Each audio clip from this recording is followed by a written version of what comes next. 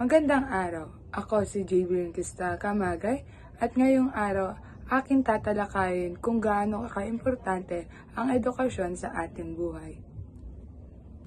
Sa aking pananaw, ang edukasyon ay hindi lamang isang proseso ng pag-aaral, kundi isang patuloy na paglalakbay ng pag-unlad at pagpapalawak ng kaalaman. Ito ay isang mahalagang bahagi ng aking buhay na patuloy na nagbibigay daan sa akin upang magkaroon ng bagong oportunidad at magtagumpay sa mga hamon sa buhay. Ang edukasyon ay nagbibigay sa akin ng kakayahan na makilala at manawaan ang iba't ibang pananaw at karanasan dahil may na-encounter natin minsan na may mga tao, minsan guro o ating kaklase na kinikwento ang kanilang mga karanasan at sinasabi ang kanilang mga natutunan. Maaari ko itong i-apply sa aking sarili at gawin kung ano ang tama. Sa pamamagitan ng edukasyon, natututo ako ng mga bagong kasanayan at kadalasang binubuksan nito ang mga pinto sa mga bagong oportunidad sa buhay. Katulad na lamang ngayon na isa akong ABM student. Isa ito sa halimbawa na pagbibigay ng oportunidad sa aking buhay dahil natututunan ko kung paano mag-handle ng business at maaaring ito ang aking gamitin upang ikayaman ko o ikakaunlad ng buhay ko. Ang edukasyon ay nagbibigay sa akin ng mga kasangkapan at kaalaman upang harapin ang mga hamon at pagsubok sa mundo. Dahil sa mga guro, nalalaman ko kung ano dapat ang ating gawin or ang aking gawin sa mga pagkakataong nagkakaroon ako ng problema dahil tinuturo nila ang mga magandang gawain na nakakatulong upang lagpasan ko ang mga pagsubok sa aking buhay. Bilang isang patnubay, ang edukasyon ay nagtuturo sa akin ng mga halaga tulad ng paggalang, pakikipagtulungan at pagiging responsable. Dahil isa din sa gawain ng mga guro or hindi lamang ng mga guro, ng pamilya at kung sino man. Ngunit sa paaralan, mas tinuturo ng guro kung paano makipaghalubilo sa iba at ano dapat ang mga ugali na ating ipapakita katulad lamang ng paggalang dahil isa ito sa pinaka-importante upang malaman kung gaano nga ba kabuti ang isang bata.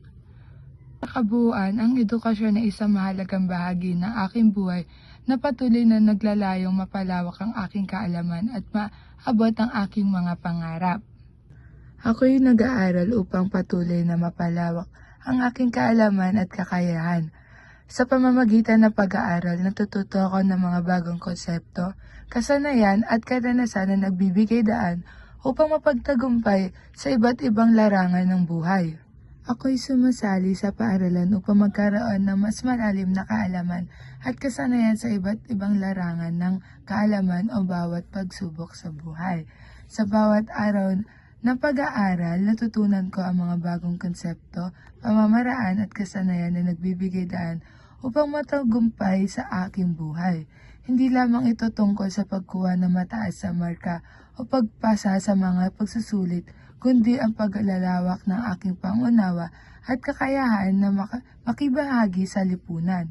Sa pamamagitan ng paaralan, ako'y naging mas handa at masigasig na harapin ang mga hamon at pagkakataon na hinaharap.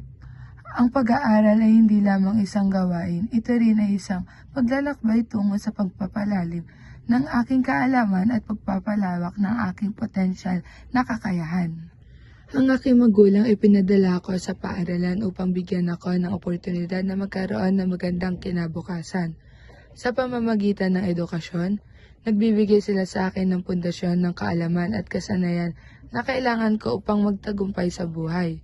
Sila naniniwala na ang pag-aaral ay mahalaga para sa aking pag-unlad at magiging susi ng aking kinabukasan. Hindi lamang ito tungkol sa pagkuha ng mataas na marka, kundi tungkol ito sa pagpapalalim ng aking kaalaman at kakayahan upang maging produktibong miyembro ng lipunan. Sa pamamagitan ng kanilang pagpapadala sa akin sa paaralan, ipinapakita nila ang kanilang pagmamahal at suporta sa aking pangarap at tagumpay. Ang pag-aaral ay isang biyaya kanilang ibinigay sa akin upang mapaunlad ang aking sarili at magkaroon ng mas magandang buhay sa hinaharap.